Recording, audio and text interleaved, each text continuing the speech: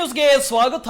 ನಾನು ವಾಸುದೇವ್ ಭಟ್. ರಾಜ್ಯದಲ್ಲಿ ಕೊರೋನಾ ಬಂದಾಗಲಿಂದಲೂ ಕೂಡ ಇಲ್ಲಿಯವರೆಗೆ ಶಾಲಾ ಕಾಲೇಜುಗಳು ಆರಂಭವಾಗಿಲ್ಲ. ಅದರಲ್ಲೂ ಕೂಡ ಪದವಿ ಕಾಲೇಜುಗಳನ್ನು ಆರಂಭ ಮಾಡಲಾಗಿದೆ. ಆದರೆ ಪ್ರಾಥಮಿಕ ಶಾಲೆ, ಪ್ರೌಢಶಾಲೆ ಹಾಗೂ PUC ತರಗತಿಗಳನ್ನು ಇಲ್ಲಿಯೂ ತನಕ ಆರಂಭ ಮಾಡಲಾಗಿಲ್ಲ.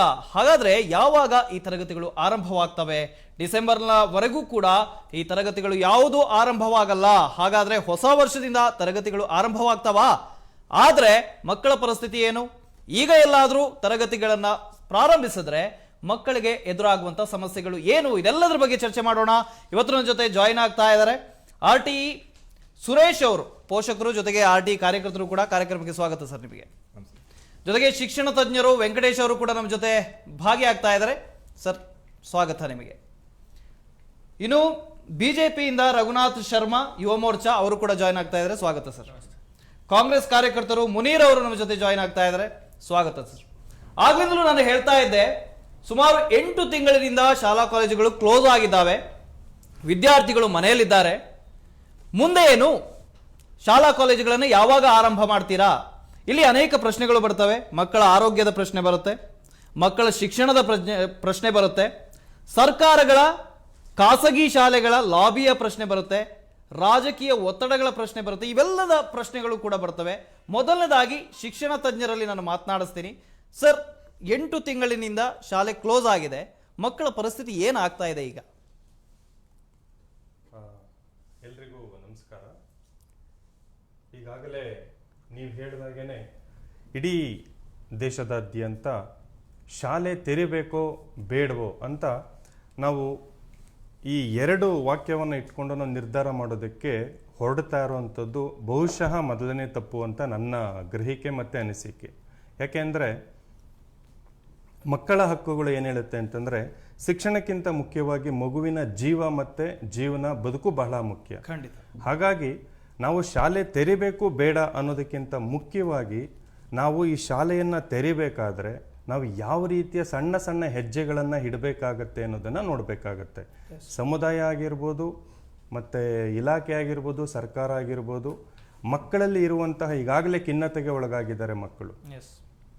ಆಟ ಆಡೋದಕ್ಕಾಗಿರ್ಬೋದು, ಮತ್ತು ಮನೆಯಲ್ಲಿ ತನ್ನ ಮಗುಗಾಗಿರುವಂಥ ಸಮಸ್ಯೆಯನ್ನು ಹಂಚಿಕೊಳ್ಳೋದಕ್ಕೆ ಯಾವುದೇ ರೀತಿಯ ಒಂದು ಪ್ಲಾಟ್ಫಾರಮ್ ಇಲ್ಲ ಮಕ್ಕಳಿಗೆ. ಹಾಗಾಗಿ ನಾವು ಆ ರೀತಿಯ ಸಮಸ್ಯೆಗಳನ್ನು ಬಗೆಹರಿಸೋದಕ್ಕೆ ನಾವು ಯಾವ ರೀತಿಯ ಪರಿಹಾರಗಳನ್ನು ಕಂಡುಕೊಳ್ತೀವಿ ಅನ್ನುವಂಥದ್ದು, ಪೋಷಕರಾಗಿ, ಸಮುದಾಯ ಆಗಿ, ಶಿಕ್ಷಕರಾಗಿ ಯಾವ ರೀತಿ ನಾವು ಕ್ರಮಗಳನ್ನು ಕೈಗೊಳ್ಳಬೇಕು ಅನ್ನೋ ದಿಕ್ಕಿನಲ್ಲಿ ನಾವು ಯೋಚನೆ ಮಾಡಬೇಕಾಗಿದೆ. ಮತ್ತು ಶಿಕ್ಷಣ ತಜ್ಞರನ್ನು ಅದರ ಜೊತೆಯಲ್ಲಿ ಈ ಮಕ್ಕಳ ಡಾಕ್ಟರ್ಸ್ ಯಾರಿದ್ದಾರೆ, ಈಗ ನಿಮನ್ಸ್ ಇರುವಂಥ ಆಸ್ಪತ್ರೆಯಲ್ಲಿರುವಂತಹ ವೈದ್ಯರನ್ನು ನಾವು ಒಂದು ಸಮಿತಿಯನ್ನು ಮಾಡಿ, ಯಾಕೆಂದರೆ ಈಗಾಗಲೇ ನಾವು ನೋಡ್ತಾ ಇದ್ದೀವಿ, ಒಂದು ಮಗು ನಿರಂತರವಾಗಿ ಮೊಬೈಲನ್ನು ಯೂಸ್ ಮಾಡಿದ್ರೆ ಯಾವ ರೀತಿಯ ಸಮಸ್ಯೆಗಳು ಉದ್ಭವ ಆಗುತ್ತೆ ಅನ್ನುವಂಥದ್ದು ಈಗಾಗಲೇ ಆನ್ಲೈನ್ ಕ್ಲಾಸ್ ಬೇಕಾ ಬೇಡ ಅಂತಲೂ ನಾವು ವಾದ ಮಾಡ್ತಾ ಇದ್ದೀರಿ. ಹಾಗಾಗಿ ಒಂದಷ್ಟು ಸಮಿತಿಗಳನ್ನು ರಚನೆ ಮಾಡಿ ಅವರ ಅಭಿಪ್ರಾಯಗಳನ್ನು ತಗೊಂಡು ನಂತರ ನಿಧಾನವಾಗಿ ಹೆಜ್ಜೆಯನ್ನು ಇಡಬೇಕು ಅನ್ನುವಂಥದ್ದು ನಮ್ಮೆಲ್ಲರ ಅಭಿಪ್ರಾಯ. ಪೋಷಕರು ಸುರೇಶ್ ಅವರು ನಮ್ಮ ಜೊತೆ ಇದ್ದಾರೆ. ಸರ್, ಈಗ ಸರ್ಕಾರವೇ ಡಿಸೈಡ್ ಮಾಡಿದೆ ಡಿಸೆಂಬರ್ ವರೆಗೆ ಯಾವುದೇ ಕ್ಲಾಸಸ್ ಬೇಡ ಅಂತ ಹೇಳಿ. ಈಗ ಮಕ್ಕಳು ಯಾವ ರೀತಿಯ ಸಮಸ್ಯೆಯನ್ನು ಎದುರಿಸ್ತಾ ಇದ್ದಾವೆ? ಅವರು ಈಗಾಗಲೇ ಆನ್ಲೈನ್ ತರಗತಿಗಳು ನಡೀತಾ ಇದ್ದಾವೆ. ಹಾಗಾದ್ರೆ ಮಕ್ಕಳು ಆನ್ಲೈನ್ ತರಗತಿಯಲ್ಲಿ ಕಲಿತಾ ಇಲ್ವಾ? ಏನು ಸಮಸ್ಯೆ ಆಗ್ತಾ ಇದೆ? ಮೊದಲನೇದಾಗಿ ನನಗೆ ನಿಮ್ಮೆಲ್ಲರಿಗೂ ನಮಸ್ಕಾರ. ಇವತ್ತು ಶಾಲೆಗಳು ಮುಚ್ಚಿರ್ತಕ್ಕಂಥ ಒಂದು ಪರಿಸ್ಥಿತಿ ಆಗೋದಕ್ಕೆ ಕಾರಣ ಕೋವಿಡ್-19. ಈ ಒಂದು ನಿಟ್ಟಿನಲ್ಲಿ ಇವತ್ತು ಶಾಲೆಗಳು ಈ ಪರಿಸ್ಥಿತಿಗೆ ಬಂದಿದೆ. ಇದರ ಮೊದಲನೆಯ ಭಾಗವಾಗಿ ಸರ್ಕಾರಗಳು ಮತ್ತು ಶಾಲೆಗಳು ಮೊದಲನೇ ತಗೊಂಡು ಆನ್ಲೈನ್ ಅಂತ ಒಂದು ಶಿಕ್ಷಣವನ್ನು ಏನು ಮಾಡೋಕ್ಕೆ ಹೊರಟರು, ಇದು ದೊಡ್ಡ ಲಾಬಿ. ಇದು ಆನ್ಲೈನ್ ಶಿಕ್ಷಣದಿಂದ ಯಾರಿಗೆ ಅನುಕೂಲ ಆಗುತ್ತೆ? ನಿಜವಾಗಲೂ ಮಕ್ಕಳು ಪಾಠ ಕಲಿತಾರಾ? ಆಗುತ್ತಾ? ಆ ವ್ಯವಸ್ಥೆಗಳು ನಮಗೆ ಸರಿಯಾಗಿ ಇದೆಯಾ? ಶಾಲೆಯಲ್ಲಿರ್ತಕ್ಕಂಥ ಮಕ್ಕಳನ್ನು ನೋಡಿ ಅವರಿಗೆ ಪಾಠವನ್ನು ಹೇಳ್ಕೊಡ್ತಕ್ಕಂಥದ್ರಲ್ಲೇ ಭಾಳಷ್ಟು ತೊಡಕುಗಳು ಉಂಟಾಗ್ತಕ್ಕಂಥ ಸಂದರ್ಭಗಳಲ್ಲಿ ನಾವುಗಳು ಆನ್ಲೈನ್ ಕ್ಲಾಸ್ ಅಂತ ಹೇಳ್ತಿದ್ದೀವಿ. ಇವತ್ತು ಸರ್ಕಾರಗಳಿಗೆ, ಖಾಸಗಿ ಶಾಲೆಯವರಿಗೆ ಕೇವಲ ಶಿಕ್ಷಣದಲ್ಲಿ ಪಡಿತಾ ಇರೋ ಮಕ್ಕಳು ಯಾರು ಅಂತಂದರೆ ಕೇವಲ ನಗರ ಪ್ರದೇಶದವರು ಅನ್ನೋ ಅವರ ಒಂದು ತಲೆಯಲ್ಲಿ ತುಂಬೋಗಿದೆ. ಇವತ್ತು ಗ್ರಾಮಾಂತರದಲ್ಲಿ ಇರ್ತಕ್ಕಂಥ ಮಕ್ಕಳ ಪರಿಸ್ಥಿತಿ ಇವತ್ತು ನಮ್ಮ ಸರ್ಕಾರಗಳು ಏನೇನು ಹೇಳುತ್ತೆ, ಡಿ ಡಿ ಚಾನಲಲ್ಲಿ ನಿಮಗೆ ಪಾಠ ಕೊಡ್ತಾ ಇದ್ದೀವಿ ಅಂತ ಹೇಳ್ತಾ ಇದ್ದಾರೆ. ಡಿ ಡಿ ಚಾನಲ್ ಕೊಟ್ಟ ಆ ಸಮಯದಲ್ಲಿ ಎಷ್ಟು ಹಳ್ಳಿಗಳಲ್ಲಿ, ಎಷ್ಟು ಒಂದು ಪಟ್ಟಣಗಳಲ್ಲಿ ನೀವು ಕರೆಂಟ್ ಸೌಲಭ್ಯ ಕೊಡ್ತಾ ಇದ್ದೀರಾ ಸ್ವಾಮಿ? ಅದೇ ಇನ್ಫ್ರಾಸ್ಟ್ರಕ್ಚರ್ನ ಸಮಸ್ಯೆ ಇದೆ, ಮತ್ತೆ ಏನ್ ಮಾಡಬೇಕು ಅಂತ ಹೇಳ್ತೀರಾ ಸರ್ಕಾರ ಈಗ ಏನು ಮಾಡಬೇಕಲ್ಲ ಸ್ವಾಮಿ? ಬರೀ ಅವರು ಲಾಭಿ ಮಾಡ್ಕೊಂಡು ಇವರು ಕೇವಲ ಟೈಮ್ ಕೊಟ್ಕೊಂಡು ಹೋಗ್ತಾ ಇದ್ದಾರಲ್ವಾ, ಇದು ಶುದ್ಧ ತಪ್ಪು ಅಂತ ನಾವು ಹೇಳ್ತೀವಿ. ಒಂದು ಶೂನ್ಯ ಮಾಸ ಮಾಡೋದ್ರಲ್ಲಿ ಏನು ತಪ್ಪಿದೆ? ಇವತ್ತು ನಿಮ್ಗೆ ಇನ್ನೂ ಕೋವಿಡ್-19ಗೆ ಇದುವರೆಗೂ ಔಷಧಿ ಬಂದಿಲ್ಲ, ಬರ್ತಾ ಇಲ್ಲ, ಬರುತ್ತೆ ಅನ್ನೋದು ಇನ್ನೂ ಯಾವುದು ನಿಖರವಾದಂಥ ಖಾತ್ರಿ ಇಲ್ಲ. ಕೇವಲ ಇವರು ಈ ರೀತಿಯಾದಂಥ ಸಭೆಗಳ ಮೇಲೆ ಸಭೆಗಳು ಮಾಡ್ತಕ್ಕಂಥದ್ದು, ಕೇವಲ ಅವ್ರ ಜೊತೆಲಿ ನಾವು ಈಗ ಆಗೋಗುತ್ತೆ ಆಗಾಗುತ್ತೆ ಅಂತ ಪೋಷಕರಿಗೆ ಇಲ್ಲದೆ ಇರ್ತಕ್ಕಂಥ ಒಂದು ಟೆನ್ಷನ್ ಕೊಡ್ತಕ್ಕಂಥದ್ದು. ಈ ಒಂದನ್ನು ಉಪಯೋಗಿಸ್ಕೊಂಡು ಶಾಲೆಗಳವ್ರು ಏನು ಮಾಡ್ತಾ ಇದ್ದಾರೆ, ದುಡ್ಡನ್ನು ಪೀಕ್ತಾ ಇರ್ತಾರೆ, ದುಡ್ಡು ವಸೂಲು ಮಾಡ್ತಾರೆ. ಈಗಾಗಲೇ ನಿಮ್ಗೆ ಗೊತ್ತಿದೆಯೋ ಗೊತ್ತಿಲ್ವೋ, 75% ಪೋಷಕರು ಇವತ್ತು ದುಡ್ಡನ್ನು ಕಟ್ಬಿಟ್ಟಿದ್ದಾರೆ. ಆದರೆ ತಮ್ಮ ಮಕ್ಕಳಿಗೆ ಅವರು ಪಾಠ ಹೇಳ್ಕೊಟ್ಟಿದ್ದಾರಾ? ಎಷ್ಟು ಜನಕ್ಕೆ ಹೇಳ್ಕೊಟ್ಟಿದ್ದಾರೆ? ಕೊಟ್ಟಿರ್ತಕ್ಕಂಥದ್ದನ್ನ ಅವ್ರು ಎಷ್ಟು ಮಾತ್ರ ಅವರಿಗೆ ಮಕ್ಕಳಿಗೆ ಪ್ರಯೋಜನ ಆಗಿರೋದ್ರ ಬಗ್ಗೆ ಯಾರಾದರೂ ಯೋಚನೆ ಮಾಡಿದಾರಾ? ಕಾಂಗ್ರೆಸ್ ಸರ್, ಹಾಗಾದ್ರೆ ಕ್ಲಾಸ್ಗಳು ಇನ್ನೂ ಪ್ರಾರಂಭ ಆಗಿಲ್ಲ, ಆದ್ರೂ ಕೂಡ ಕಾಲೇಜ್ಗಳು ದುಡ್ಡು ಪೀಕ್ತಾ ಇದಾವೆ, ಅದ್ರ ಹಿಂದೆ ಸರ್ಕಾರ ಇದೆ ಅಂತ. ನೋಡಿ, ನಾವು ಇದನ್ನ ಎರಡು ರೀತಿಯಲ್ಲಿ ಆಲೋಚನೆ ಮಾಡಬೇಕು. ಒಂದು ಕೊರೋನಾ ಸಂದರ್ಭ, ಇನ್ನೊಂದು ಮಕ್ಕಳ ಎಜುಕೇಷನ್, ಇನ್ನೊಂದು ಬರೀ ಮಕ್ಕಳ ಬಗ್ಗೆ ಮಾತ್ರ ಆಲೋಚನೆ ಮಾಡೋದಕ್ಕಿಂತ ಸರ್ಕಾರದ ಕೆಲವೊಂದು ನಿರ್ಧಾರಗಳು, ಸಭೆಗಳು ಆ ಪೋಷಕರಿಗೆ, ಅವರು ಸರ್ ಹೇಳಿದ ರೀತಿಯಲ್ಲಿ ಆ ಪೋಷಕರಿಗೆ ಆಗಬಹುದಾದಂಥ ಆತಂಕಗಳಿದೆಯಲ್ಲ, ಅದ್ರ ಬಗ್ಗೆ ಸರ್ಕಾರಕ್ಕೊಂದು ಬದ್ಧತೆ ಇರಬೇಕು. ನಾನು ಸುಮ್ಮನೆ ಸರ್ಕಾರವನ್ನು ಬ್ಲೇಮ್ ಮಾಡೋಕ್ಕೆ ನಾನು ತಯಾರಿಲ್ಲ, ಯಾಕಂದರೆ ಕೊರೋನಾವನ್ನು ಸರ್ಕಾರ ತಂದಿರೋದಲ್ಲ. ಆದರೆ ನಿಮಗೆ ನೀವು ಹೇಗೆ ಬಿಂಬಿಸ್ತಾ ಇದ್ದೀರಾ ಅಂತ ಹೇಳಿದ್ರೆ, ಈ ವರ್ಷ ಏನಾದರೂ ಎಜುಕೇಷನ್ ಇಲ್ಲ ಅಂತ ಹೇಳಿದ್ರೆ ಮುಗ್ದೇ ಹೋಯ್ತು, ಮಕ್ಕಳ ಭವಿಷ್ಯನೇ ಮುಗ್ದೋಯ್ತು ಅನ್ನುವಂಥ ರೀತಿಯಲ್ಲಿ ಬಿಂಬಿಸುವಂಥದ್ದು ತಪ್ಪು. ಎಷ್ಟೋ ಜನ ತಜ್ಞರು ಅಲ್ಲ ಜನರು ಮಾತಾಡಬೇಕಾದ್ರೆ ನಾವು ಹೇಳ್ತೀವಿ, ಈಗ ಎಷ್ಟೋ ಕೋಟಿಗಟ್ಟಲೆ ಬಿಸ್ನೆಸ್ ಕಳ್ಕೊಂಡಂಥವ್ರು, ತಮ್ಮ ದೊಡ್ಡ ದೊಡ್ಡ ಕಂಪ್ನಿಗಳು ಕಳ್ಕೊಂಡವ್ರು ಬೀದಿ ಬಂದಾಗ ಹೇಳಿದಾಗ ನಾವುಗಳು ಹೇಳ್ತೀವಿ, ಅದನ್ನೆಲ್ಲ ಬಿಟ್ಬಿಡಪ್ಪ, ಇವಾಗ ಈ ವರ್ಷ ಬದುಕಿದೆಯಲ್ಲ ಅದಕ್ಕಿಂತ ದೊಡ್ಡದು ನಿನಗೇನು ಇಲ್ಲ ಅಂತ. ಅದೇ ನಮ್ಮ ವಿಷಯಗಳನ್ನು ನಾವು ಹೇಳುವಂಥದ್ದು. ಮಕ್ಕಳಿಗೆ ಈ ಎಜುಕೇಷನ್ ಸಿಸ್ಟಮು ಅದು ರೀತಿ ಬದಲಾಗ್ತಾ ಹೋಗ್ತಾ ಇದೆ. ಮಕ್ಕಳ ಪ್ರಬುದ್ಧತೆಯನ್ನು ನೀವು ಮನೆಗಳಲ್ಲಿ ಆಗಲಿ ಅಥವಾ ನೀವು ಕೂಡ ಆನ್ಲೈನ್ನಲ್ಲಿ ಎಷ್ಟು ನೀವು ಇಂಪ್ರೂವ್ ಮಾಡ್ಬೋದು ಅನ್ನೋದ್ರ ಜೊತೆಯಲ್ಲಿ ನೀವು ವಿದ್ಯಾಗಮ ತಂದ್ರಿ. ವಿದ್ಯಾಗಮದಲ್ಲಿ ಆಕ್ಚುಲಿ ಇತ್ತು ವಿಷಯ, ಒಳ್ಳೆ ವಿಷಯಗಳಿತ್ತು ನಿಮಗೆ. ಒಟ್ಟಾರೆ ನೀವು ನೋಡಿ, ಕೊರೋನಾ ವಿಷಯದಲ್ಲಿ ನೀವು ಡಿವೈಡ್ ಮಾಡ್ಕೋಬೇಕಾಗತ್ತೆ. ಈಗ ರಿಪೋರ್ಟ್ಗಳು ಬರ್ತಾ ಇರುವಂಥ ಸಂದರ್ಭದಲ್ಲಿ ಯಾವ ಏರಿಯಾದಲ್ಲಿ ಎಷ್ಟು ಎಫೆಕ್ಟೆಡ್ ಆಗ್ತಾ ಇದೆ, ಸೋಂಕಿತರು ಎಷ್ಟು ಬರ್ತಾ ಇದ್ದಾರೆ, ಹಳ್ಳಿಗಳಲ್ಲಿ ನೀವು ಏನು ಮಾಡ್ಬೋದು. ವಟಾರ ಶಾಲೆ ಅಂತ ಮಾಡಿದ್ರು. ವಟಾರ ಶಾಲೆಯಲ್ಲಿ ಕೆಲವು ನನ್ನ ಸ್ನೇಹಿತರು ಹೇಳ್ತಾ ಇದ್ರು, ಅಧ್ಯಾಪಕರು ಅದ್ಭುತವಾದಂತಹ ರೀತಿಯಲ್ಲಿ ಮಾಡಿದ್ರು. ನೀವು ಕೆಲವೊಂದು ರೀತಿಯ ಯೋಜನೆಗಳನ್ನು ಮಾಡಿಕೊಂಡ್ರೆ ವಿದ್ಯೆಯನ್ನು ಹೇಗೆ ತಲುಪಿಸ್ಬೇಕೋ ತಲುಪಿಸ್ಬೋದು. ಪರಿಪೂರ್ಣವಾಗಿ ಎಲ್ಲರಿಗೂ ತಲುಪಿಸೋಕ್ಕಾಗತ್ತಾ ಅಂತ ಕೇಳಿದ್ರೆ ಆಗೋದಿಲ್ಲ. ಅಲ್ಲ, ಶಾಲೆಗೆ ಹೋಗಿದ ರೀತಿಯಲ್ಲಿ ವಿದ್ಯಾಭ್ಯಾಸ ಮಾಡಬಹುದಾ ಅಂತ ಕೇಳಿದ್ರೆ ಅದು ಆಗೋದಿಲ್ಲ. ಆದರೆ ಇರುವುದರಲ್ಲಿ ಉತ್ತಮವಾದಂಥ ವ್ಯವಸ್ಥೆಯನ್ನ ಸರ್ಕಾರ ಮನಸ್ಸು ಮಾಡಿದ್ರೆ ಮಾಡಬಹುದು, ಇನ್ನೂ ಮಾಡಬಹುದು ಅನ್ನೋದು ನಮ್ಮ ಅಭಿಪ್ರಾಯ. ಎಸ್ ಸರ್, ಬಿಜೆಪಿಯ ರಿಮಾರ್ಕ್ಸ್. ಸರ್, ಸರ್ಕಾರದ ಮುಂದೆ ಇರುವಂಥ ಆಪ್ಷನ್ಸು ತುಂಬ ಲಿಮಿಟೆಡ್ ಆಗಿರ್ತವೆ. ಯಾಕೆ ಅಂತ ಹೇಳಿದ್ರೆ, ಒಂದು ಕಡೆ ನಾವು ಪೋಷಕರು ಎರಡು ರೀತಿಯಾಗಿರುವಂಥ ಒತ್ತಡಗಳನ್ನು ಸರ್ಕಾರದ ಮೇಲೆ ಹೇರ್ತಾ ಇರ್ತಾರೆ. ಕೆಲವರು 10th ಅಂದರೆ 10ನೇ ತರಗತಿ ಮತ್ತು ದ್ವಿತೀಯ PUC ನಲ್ಲಿರೋರು ನಮಗೆ ಯಾವಾಗ ಪ್ರಾರಂಭ ಆಗುತ್ತೆ ಕಾಲೇಜು ಅಥವಾ ಶಾಲೆ ಅಂತ ಕೇಳುವಂಥದ್ದು ಅವರ ಮಕ್ಕಳ ಭವಿಷ್ಯದ ಕುರಿತಾಗಿ. ಇನ್ನು ಕೆಲವರು ತೀರಾ ಚಿಕ್ಕ ಮಕ್ಕಳು ಇರುವಂಥ ಬೇರೆ ಬೇರೆ ತರಗತಿಯವರು ಇವಾಗ ಓಪನ್ ಆಗುವಂಥದ್ದು ಬೇಡ ಅಂತ.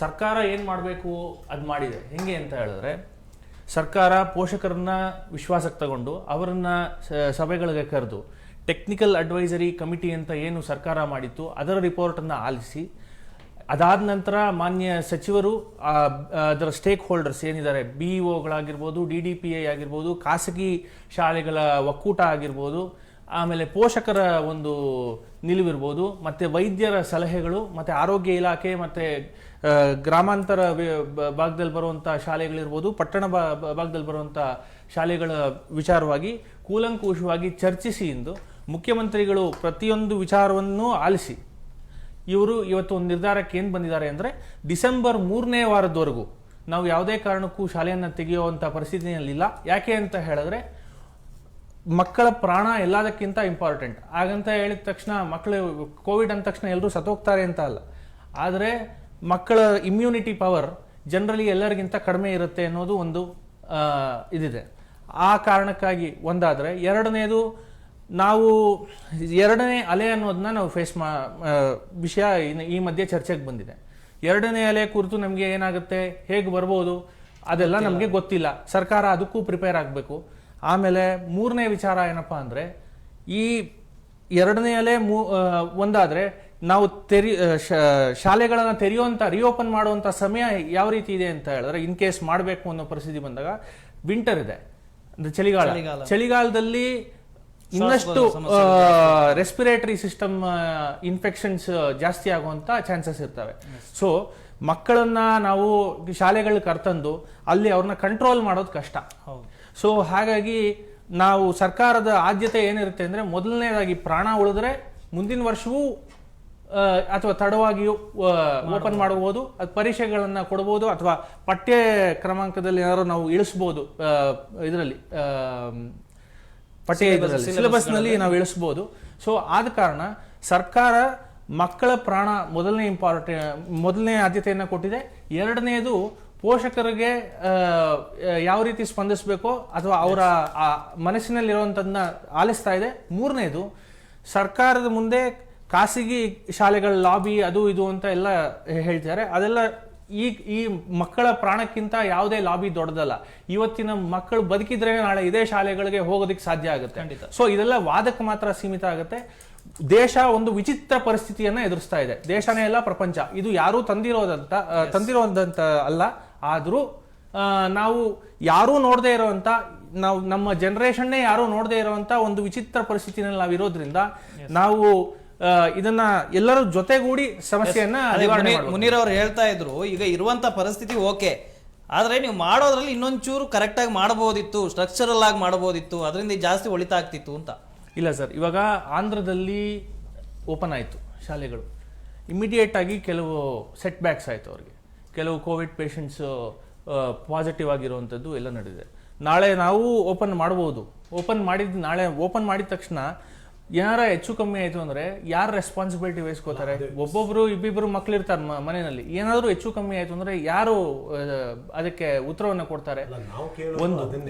ಎರಡನೇದು, ಒಂದೇ ನಿಮಿಷ. ಎರಡನೇದು ಸರ್ಕಾರ ಕಂಪ್ಲೀಟ್ಲಿ ಟೆಕ್ನಿಕಲಿ, ಅಂದರೆ ಯಾವುದು ಆಧಾರ ಇಲ್ಲದೆ ಮಾಡ್ತಿಲ್ಲ. ಪ್ರತಿಯೊಂದಕ್ಕೂ ಎಲ್ಲರ ಅಭಿಪ್ರಾಯವನ್ನು ಪಡೆದುಕೊಂಡು ಆಮೇಲೆ ಮಾಡ್ತಿದೆ. ಏನೋ ನಾಮಕಾವಸ್ಥೆ ಸಭೆ ಕರೆದು ಕೂರಿಸಿ ಚಾಯ್ ಕೊಟ್ಟು ಕಳಿಸುವಂಥದ್ದು ಆಗ್ತಾ ಇಲ್ಲ. ತುಂಬ ಟೆಕ್ನಿಕಲ್ ಎಕ್ಸ್ಪರ್ಟ್ಸ್ ಇದ್ದಾರೆ. ಪ್ಯಾಂಡಮಿಕ್ ಎಕ್ಸ್ಪರ್ಟ್ಸ್ ಇರ್ಬೋದು, ಎಜುಕೇಷನ್ ಲೆವೆಲಲ್ಲಿರುವಂಥ ಎಕ್ಸ್ಪರ್ಟ್ಸ್ ಇರ್ಬೋದು. ಎಲ್ಲರ ಅಭಿಪ್ರಾಯನೂ ಪಡ್ಕೋಬೇಕಾಗಿದೆ. ಸುಮ್ಮನೆ ಏಕಮೇವ ಒಂದು ಇದು ಮಾಡ್ಲಿಕ್ಕೆ ಬರೋದಿಲ್ಲ, ಡಿಸಿಷನ್ಗಳು ತಗೊಳ್ಳಿಕ್ಕೆ ಬರೋದಿಲ್ಲ. ಸರ್ಕಾರ ಹೇಳಿದ ರೀತಿಯಲ್ಲೇ ನೋಡಿ, ನಾನು ಹೇಳ್ತಾ ಇರೋದು ಇವ್ರ ಕಣ್ಣು ಮುಂದೆ ಇವಾಗ ಎಕ್ಸಾಂಪಲ್ಸ್ ಅವ್ರು ಹೇಳಿದ ರೀತಿಯಲ್ಲಿ ಹೈದರಾಬಾದ್, ತೆಲಂಗಾಣ, ಹರಿಯಾಣ ಎಲ್ಲ ರಾಜ್ಯಗಳಿದೆ. ವಿದೇಶಗಳಿಗೆ ಹೋದ್ರೆ ಅಲ್ಲಿಂದ ಎರಡನೇ ಅಲೆ ಬಂದಿರೋದೇ ನೀವು ಶಾಲೆ ಓಪನ್ ಮಾಡಿರೋದ್ರಿಂದಲೇ. ಅದು ಅಮೆರಿಕ ಆಗಿರ್ಬೋದು, ಇಂಗ್ಲೆಂಡ್ ಆಗಿರ್ಬೋದು, ನೀವು ಶಾಲೆ ತೆರೆದಿರೋದ್ರಿಂದಲೇ ಇವು ಮತ್ತೆ ಪುನಃ ಅದು ಲಾಕ್ಡೌನ್ ಆಗುವಂತ ಹಂತಕ್ಕೆ ತಲುಪಿರುವಂತ ನಿಮ್ಮ ಕಣ್ಣೆದುರುಗಡೆ ಎಕ್ಸಾಂಪಲ್ ಇದೆ. ನಿಮಗೆ ಮತ್ತೆ ಪುನಃ ತಜ್ಞರು ವಾರ್ನಿಂಗ್ ಕೊಡ್ತಾ ಇದ್ದಾರೆ, ಸೆಕೆಂಡ್ ವೇವ್ ತುಂಬಾ ಖತರ್ನಾಕ್ ಆಗಿ ತುಂಬಾ ಆತಂಕದ ರೀತಿಯಲ್ಲಿ ಮತ್ತೆ ಈ ಸ್ಕೂಲ್ ಓಪನ್ ಅನ್ನುವಂತ ಈ ಗುಮ್ಮ ಯಾಕೆ ಕೂರಿಸ್ತಾ ಇದ್ದೀರಾ? ಅದ್ರ ಅವಶ್ಯಕತೆ ಯಾಕಿದೆ? ನೀವು ಪದೇ ಒಂದು ತಿಂಗಳಿಗೆ ಈ ತರ ಮುಂದೆ ಹಾಕೊಂಡು ಹೋಗುವಂತದ್ದು ಇದೆಯಲ್ಲ, ಇದು ಮಕ್ಕಳ ಮಾನಸಿಕತೆ ಮತ್ತು ಆ ಪೋಷಕರ ಆತಂಕವನ್ನ ನೀವು ಹಂಗೇ ಅದನ್ನ ಟ್ರಾವೆಲ್ ಮಾಡ್ಕೊಂಡಿದ್ದೀರಾ. ಅದು ವ್ಯವಸ್ಥೆ, ಅದು ಸರಿಯಲ್ಲ. ಇರುವ ವ್ಯವಸ್ಥೆಯಲ್ಲಿ ಆನ್ಲೈನ್ ಅಲ್ಲಿ ಏನ್ ಕೊಡ್ತಾ ಇದ್ದೀರಾ ಅಥವಾ ವಿದ್ಯಾಗಮದಲ್ಲಿ ತಂದಿರುವಂತ ವ್ಯವಸ್ಥೆಯಲ್ಲಿ ಏನ್ ಸರಿಪಡಿಸಬಹುದು, ಈ ವಿಷಯಗಳ ಬಗ್ಗೆ ಗಮನ ಹರಿಸೋದನ್ನ ಬಿಟ್ಬಿಟ್ಟು ಇವತ್ತು ಈ ತಿಂಗಳು ಬಿಡಿ, ನೆಕ್ಸ್ಟ್ ತಿಂಗಳು ಓಪನ್ ಮಾಡ್ತೀವಿ, ಇನ್ನೊಂದು ತಿಂಗಳು ಓಪನ್ ಮಾಡ್ತೀವಿ, ಇದನ್ನ ಯಾವಾಗಲೂ ಆತಂಕದಲ್ಲಿ ಇಡಬಾರ್ದು. ಮಕ್ಕಳ ಆ ವಯಸ್ಸು, ಇವಾಗ ಹೇಳ್ತೇವೆ 1ನೇ ಕ್ಲಾಸಿಂದ 8ನೇ ಕ್ಲಾಸ್ ತನಕದ ಮಕ್ಕಳನ್ನ ಅವರ ಮೆಚುರಿಟಿ ಲೆವೆಲ್ಗೆ, ಅವರ ಮುಗ್ಧತೆಗೆ ಅವ್ರನ್ನ ಫ್ರೀ ಆಗಿಬಿಡಿ. ಯಾವಾಗ ಆಗತ್ತೆ ಅದು ಆಗತ್ತೆ. ಇವಾಗ ನೀವು ಏನೋ ಅದು ಲಾಬಿ ಬಗ್ಗೆ ಮಾತಾಡ್ತಾ ಇದ್ರಿ. ನೀವು ಈ ಆನ್ಲೈನ್ ಮಾಡ್ತಾ ಇರೋ ಕೆಲಸ ಸ್ಕೂಲ್ಗಳಿಗೆ ಪೋಷಕರು ಇಲ್ಲೇ ಇದ್ದಾರೆ, ಅವ್ರು ಎಷ್ಟು ಇಸ್ಕೋತಾ ಇದಾರೆ, ಎಷ್ಟು ದುಡ್ಡು ಇಸ್ಕೋತಾ ಇದಾರೆ, ಅದ್ರ ಬಗ್ಗೆ ಏನಾದ್ರು ಕ್ರಮ ತಗೋತಾರ? ಸುರೇಶ್ ಕುಮಾರ್ ಅವರು ಸುಮ್ಮನೆ ಹೇಳ್ತಾರೆ, ಯಾರು ತಗೊಳಂಗಿಲ್ಲ, ನಾವು ಕ್ರಮ ತಗೋತೀವಿ. ಎಷ್ಟು ಸ್ಕೂಲ್ ಮೇಲೆ ಕ್ರಮ ತಗೊಂಡ್ರಿ ಇಲ್ಲಿ ತನಕ ಸ್ಕೂಲ್ ಮೇಲೆ ಯಾವ್ದಾದ್ರು ಒಂದು ಸ್ಕೂಲ್ ಮೇಲೆ ಕ್ರಮ ತಗೊಳಕಾಯ್ತಾ? ಇವಾಗ್ಲೂ ಪೋಷಕರು ಆನ್ಲೈನ್ ಅನ್ನುವಂತ 1 ಗಂಟೆ 2 ಗಂಟೆ ಕ್ಲಾಸಿಗೂ ಸಹ ಪೇ ಮಾಡ್ತಾ ಇದ್ದಾರೆ. ಅದನ್ನ ಇವರು ಹೇಳಿ ಸರ್. ಈಗ ನಮ್ಮ BJP ಸ್ನೇಹಿತರು ಹೇಳಿದ್ರು, ಇದರಲ್ಲಿ ಯಾವುದು ಲಾಬಿ ಅನ್ನೋದಿಲ್ಲ, ಯಾವುದು ಟೀ ಕುಡ್ಕೊಂಡಿದ್ದು ಹೋಗೋಂಥ ಮೀಟಿಂಗ್ಗಳಿಲ್ಲ, ಏನೋ ಮಾಡ್ತಾ ಇದ್ದೀವಿ ಅಂತ. ಅಲ್ಲ ಸ್ವಾಮಿ, ಸರ್ಕಾರಗಳು ಮಾಡ್ತಾ ಇರ್ತಕ್ಕಂಥ ಮೀಟಿಂಗ್ಗಳಲ್ಲಿ ಎಷ್ಟು ಜನ ಪೋಷಕರನ್ನು ಕರ್ಕೊಂಡೋಗಿ ಕೂಡ್ಸ್ಕೊಂಡು ಮಾತಾಡ್ತಾ ಇದ್ದೀರಿ? ಇವತ್ತು ಮೊದಲನೇದಾಗಿ ಪ್ರಾರಂಭ ಆಗಿದೆ ಎಲ್ಲಿ? ಜುಲೈ ತಿಂಗಳ ಶುರು ಮಾಡಿದ್ರಿ ಇವರು. ಏನಂತ? ಪೋಷಕರದ್ದು ನಾವು ಅಭಿಪ್ರಾಯ ತಗೊತೀವಿ, ಅವ್ರು ಯಾವಾಗ ಹೇಳಿದ್ರೆ ಅವರು ನಾವು ಸ್ಕೂಲ್ ಓಪನ್ ಮಾಡ್ತೀವಿ ಅಂದರು. ಆಗಸ್ಟ್ 15ಕ್ಕೆ ಅಂತ ಮೊದಲೊಂದು ಟಾರ್ಗೆಟ್ ಕೊಟ್ಟರು. ಇದೇ ಸುರೇಶ್ ಕುಮಾರ್ ಅವ್ರನ್ನ ನಾನು ಭೇಟಿ ಮಾಡಿದೆ. ಅವ್ರೇನು ಹೇಳಿದ್ರು, ಬೇರೆ ರಾಜ್ಯಗಳನ್ನ ನಾವು ಕಲಿಬೇಕು, ನಮ್ಮನ್ನು ನೋಡಿ ಅವ್ರು ಕಲಿಬೇಕು, ಆ ರೀತಿ ನಾವು ಮಾಡ್ತೀವಿ ನೋಡ್ತೀರಿ ಅಂತಂದ್ರು. 15ಕ್ಕೆ ಹೋಯ್ತು, ಇನ್ಕ್ರೀಸ್ ಆಗ್ತಾ ಹೋಯ್ತು ಕೊರೋನಾ. ಅಲ್ಲಿಂದ ಮತ್ತೆ ಎಲ್ಲಿಗೆ ಬಂದ್ರಿ? ನವಂಬರ್ಗೆ ಬಂದ್ರಿ. ಮಧ್ಯದಲ್ಲಿ ಇದನ್ನು ಆತಂಕ ಮಾಡಿ ಮಾಡಿ ಮಾಡಿ ಇವತ್ತು ದಿನಕೂಲಿ, ಇವತ್ತು ಕೊರೋನಾ 19 ಬಂದಿರೋದ್ರಿಂದ ಇವತ್ತು ಬದುಕೋದು ನೀವೆಲ್ಲ ಇರತಕ್ಕಂಥ ಹಣವಂತರ ಬಗ್ಗೆ ಮಾತಾಡೋದಲ್ಲ. ದಿನಗೂಲಿ ಕೆಲಸ ಮಾಡ್ತಕ್ಕಂಥವ್ರು, ಸಣ್ಣ ಸಣ್ಣ ಕಾರ್ಮಿಕರ ಕೆಲಸ ಮಾಡ್ತಾ ಇರ್ತಕ್ಕಂಥವ್ರು ಬದುಕ್ತಾ ಇರೋದೇ ಕಷ್ಟ ಆಗಿದೆ. ಎಷ್ಟೋ ಜನ ಇವತ್ತು ಮನೆ ಬಾಡಿಗೆ ಕಟ್ಟಕ್ಕಾಗ್ದಿರಾ, ಇವತ್ತು ಜೀವನ ಸಾಗಿಸೋಕ್ಕಾಗ್ದಿರಾ ಊರಿಗೆ ಹೋಗಿ ಈಗೆಲ್ಲ ಒಬ್ಬೊಬ್ಬರೇ ಬರ್ತಾ ಇರೋವಂಥವ್ರು. ಇವತ್ತು ಆ ಮಕ್ಕಳಿಗೆಲ್ಲ ನಿಜವಾಗ್ಲೂ ಶಿಕ್ಷಣ ಸಿಕ್ಕಿದೆಯಾ ಅನ್ನೋದ್ರ ಬಗ್ಗೆ ಯಾರು ಚರ್ಚೆ ಮಾಡ್ತಿಲ್ಲ, ಯಾರು ಸರ್ಕಾರನ ಗಮನನೇ ಕೊಡ್ತಿಲ್ಲ. ಜೊತೆಗೆ ಇವತ್ತು ಶಾಲೆಗಳವ್ರಿಗೆ ಏನು ಹೇಳಿದ್ರಿ, ಒಂದು ಕಂತು ಹಣ ಕಟ್ಟಿ ಅಂತಂದ್ರಿ, ಆರ್ಡರ್ ಮಾಡಿದ್ದೀರಿ. ಆದರೆ ಇವತ್ತು ಎಷ್ಟು ದುಡ್ಡು ವಸೂಲು ಮಾಡ್ಕೊಂಡಿದ್ದಾನೆ ಅನ್ನೋದು ನನ್ನ ಹತ್ರ ಇದೆ ಸ್ವಾಮಿ. ಒಂದಲ್ಲ 100 ಶಾಲೆಗಳ ಬಗ್ಗೆ ನಾನು ಕಂಪ್ಲೇಂಟ್ ಕೊಡ್ತೀನಿ. ನಿಮ್ಗೆ ತಾಕತ್ತಿದ್ರೆ ನೀವು ಅದನ್ನ ಅವ್ರ ಮೇಲೆ ಕ್ರಮ ಕೈಗೊಳ್ತೀರಾ? ಸರ್ಕಾರ, ಯಾವ ಸರ್ಕಾರಗಳು ಅಷ್ಟೇನೆ ಶಾಲೆಗಳಿಗೆ ಅವರು ತಲೆ ಅಲ್ಲ ನಡು ಬಗ್ಸ್ಬಿಟ್ಟಿದ್ದಾರೆ. ಯಾರನ್ನು ಏನು ಮಾಡೋಕ್ಕಾಗಲ್ಲ.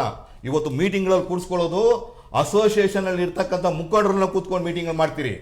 ಇವ್ರ ಮಕ್ಕಳು ತಗೊಂಡು ನೀವು ಏನು ಮಾಡ್ತೀರಾ ಅಂತಂದ್ರೆ ನಮ್ಗೆ ಜವಾಬ್ದಾರಿ ಇಲ್ಲ, ಸರ್ಕಾರ ತಗೊಳುತ್ತಾ ಅಂತ ಅವ್ರು ಕೇಳಿದಾಗ ನಿಮಗೆ ಜವಾಬ್ದಾರಿ ಇಲ್ವಾ ಅಂತ ಕೇಳುವಂತ ಒಂದು ನರ ದೌರ್ಬಲ್ಯ ಇದೆ ಸರ್ಕಾರಕ್ಕೆ.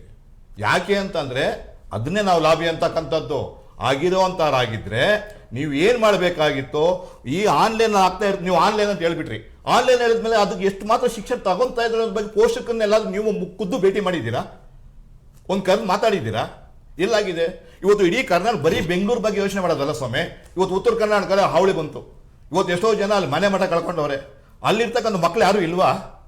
ಆ ಮಕ್ಕಳಿಗೆ ಇವತ್ತು ಎಜುಕೇಶನ್ ಸಿಗ್ತಾ ಇದೆಯಾ ಇಲ್ವಾ? ಇವತ್ತು ನಾವು ಟಿವಿ ಚಾನಲ್ ಅಲ್ಲಿ ನಿಮ್ಗೆ ಪಾಠ ಕೊಡ್ತಾ ಇದೀವಿ, ನಾಳೆ ಎಕ್ಸಾಮ್ ಮಾಡ್ತೀವಿ ಅಂತ ಹೇಳ್ತೀರಲ್ಲ, ನಾನು ಹೇಳ್ತೀನಿ, ಕಟುವಾಗಿ ಹೇಳ್ತೀನಿ, ನಿಮ್ಗೆ ನಾಚಿಕೆ ಆಗ್ಬೇಕು. ಯಾಕೆ?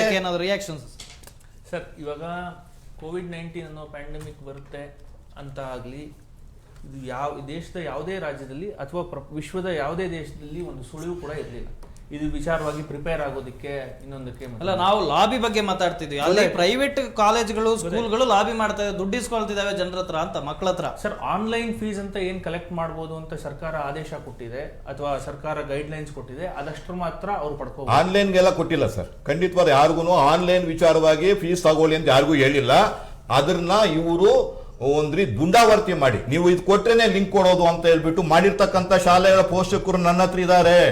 ಅದು ಹೋದ ವರ್ಷದ ಕೆಲವರು ಮುಂಚೆನೆ ಅಡ್ಮಿಷನ್ ಆಗೋಗಿತ್ತು, ಅವ್ರುಗಳು ಆಲ್ರೆಡಿ ಫೀಸ್ಗಳು ಕಟ್ಟಿರುವಂಥದ್ದು ನಡೆದೋಗ್ಬಿಟ್ಟು ಇವಾಗ ಮುಂದಿನ ವರ್ಷಕ್ಕೆ ಯಾವಾಗ ನವೆಂಬರ್ ಅಲ್ಲೇ ಕೆಲವು ಸ್ಕೂಲ್ಗಳೆಲ್ಲಾನು ಯಾವಾಗ ಅಪ್ಲಿಕೇಶನ್ ಕೊಡೋದಕ್ಕೆಲ್ಲ ಶುರು ಮಾಡ್ತಾರೋ ಆ ಪ್ರೋಸೆಸ್ ಅಲ್ಲಿ ಕಟ್ಬಿಟ್ಟಿದ್ರು.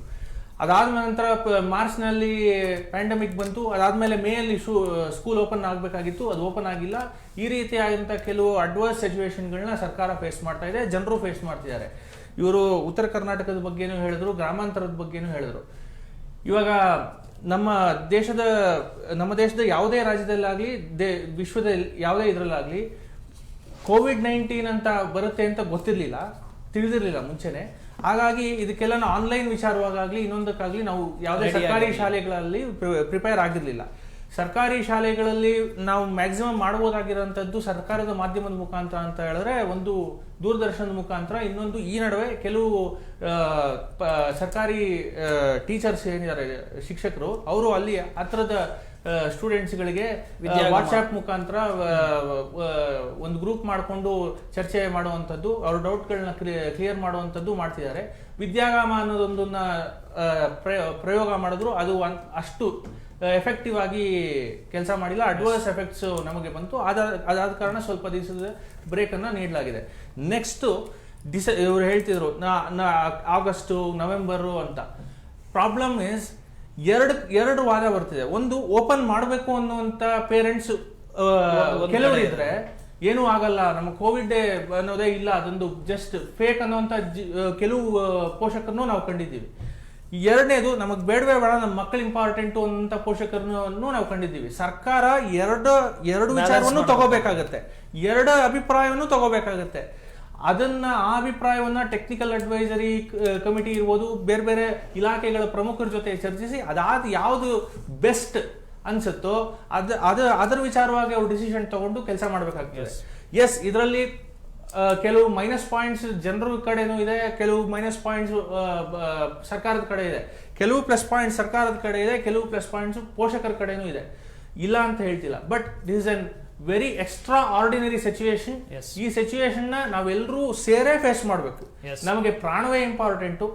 ಈ ವರ್ಷ ಎಲ್ಲ ಮಕ್ಕಳು ಚೆನ್ನಾಗಿ ಆರೋಗ್ಯವಾಗಿತ್ತು ಅಂತ ಹೇಳಿದ್ರೆ ಮುಂದಿನ ವರ್ಷ ನಮ್ಮ ದೇಶಕ್ಕಾಗಿ ದುಡಿಯುವಂತ ಒಳ್ಳೆ ಸೈನಿಕರಾಗ್ತಾರೆ. ಖಂಡಿತ. ಒಂದು ಕಡೆ ನಾವು ಸರ್ಕಾರದ ಬಗ್ಗೆ ದೂಷಿಸೋದು, ಇನ್ನೊಬ್ಬರ ಬಗ್ಗೆ ದೂಷಿಸೋದಕ್ಕಿಂತ ಮುಂದೆ ಮಕ್ಕಳ ಕಥೆ ಏನು, ಮಕ್ಕಳು ಯಾವ ರೀತಿಯಾಗಿ ಸ್ಟ್ರಕ್ಚರಲ್ ಆಗಿ ಅವ್ರನ್ನ ಹೇಗೆ ರಿಫಾರ್ಮ್ ಮಾಡ್ಬೋದು, ಅವ್ರನ್ನ ಹೇಗೆ ಕಲಿಸ್ಬೋದು ಅನ್ನುವಂಥ ನಿಟ್ಟಿನಲ್ಲಿ ಶಿಕ್ಷಕ ವೆಂಕಟೇಶ್ ಅವರು ಮಾತನಾಡ್ತಾರೆ. ಹೇಳಿ ಸರ್. ಒಂದು ಈ ಸಂದರ್ಭದಲ್ಲಿ ನಾವೆಲ್ಲರೂ ಸಹ ಯಾರು ಯಾವ ಕೆಲಸ ಮಾಡಬೇಕಾಗಿತ್ತು, ಮತ್ತು ಶಾಲೆ ತೆರಿಬೇಕಾದ್ರೆ ಏನೆಲ್ಲ ಜವಾಬ್ದಾರಿಗಳಿರಬೇಕು ಅನ್ನುವಂಥದ್ದನ್ನ ತುಂಬ ಮಾತಾಡ್ತಾ ಇದ್ದೀವಿ ಇಲ್ಲಿ. ಬಟ್ ಆದರೆ ಈಗ ಇವರು ಪೋಷಕರು ಮತ್ತು ಸುರೇಶ್ ಅವರು ಮತ್ತು ಇವರೆಲ್ಲ ಹೇಳಿದಾಗೇನೆ ನಾವು ಶಾಲೆ ಬೇಕು, ತೆರಿಬಾರ್ದು ಅನ್ನೋದ್ರ ಬಗ್ಗೆ ಬಹಳ ಆಲೋಚನೆ ಮಾಡ್ತಾ ಇದ್ದೀರಿ, ಮತ್ತು ಒತ್ತಡವನ್ನು ಹೇರ್ತಾ ಇದ್ದೀರಿ. ಮೊದಲು ಪೋಷಕರ ಮೇಲೆ ಜುಲೈ, ನವೆಂಬರ್, ಡಿಸೆಂಬರ್ ಅವ್ರಿಗೂ ಗೊತ್ತಿಲ್ಲ. ಈಗ ಡಿಸೆಂಬರ್ ವರೆಗೂ ಅವರ ಆತಂಕವನ್ನು ಕಾಯ್ದಿರಿಸ್ಕೊಂಡು ಹೋಗ್ತಾರೆ, ಮತ್ತೆ ಸಭೆಗಳಾಗತ್ತೆ. ಹಾಗಾಗಿ ಇಲ್ಲಿ ಕೇವಲ ಶಿಕ್ಷಣ ಇಲಾಖೆಯ ಜವಾಬ್ದಾರಿ ಮಾತ್ರ ಅಲ್ಲ. ನಾನಾಗಲೇ ಹೇಳಿದಾಗೆ ಡಿಸೆಂಟ್ರಲೈಸೇಷನ್, ನಮ್ಮ ದೇಶದಲ್ಲಿ ಆಡಳಿತ ವಿಕೇಂದ್ರೀಕರಣ ಹೇಗಿದೆ, ಅದೇ ರೀತಿ ಈ ಸಂದರ್ಭದಲ್ಲಿ ಮಗುವಿನ ಜೀವಕ್ಕೆ ರಕ್ಷಣೆ ಮಾಡಬೇಕಾದ್ರೆ ಮೊದಲು ನಾವೀಗ ಮಗು ಫೇಲ್ ಆಗ್ಬಿಡುತ್ತೆ, 1 ವರ್ಷ ಹಿಂದೆ ಹೋಗ್ಬಿಡುತ್ತೆ ಅನ್ನೋದ್ರ ಬಗ್ಗೆ ಮಾತ್ರ ಯೋಚನೆ ಮಾಡ್ತಾ ಇದ್ದೀರಿ. ಆದರೆ ಮಗು ಇವತ್ತು ಖಿನ್ನತೆಯಿಂದ ಹೊರಗಡೆ ಬರಬೇಕು ಅಂದ್ರೆ ಏನ್ ಮಾಡಬೇಕು?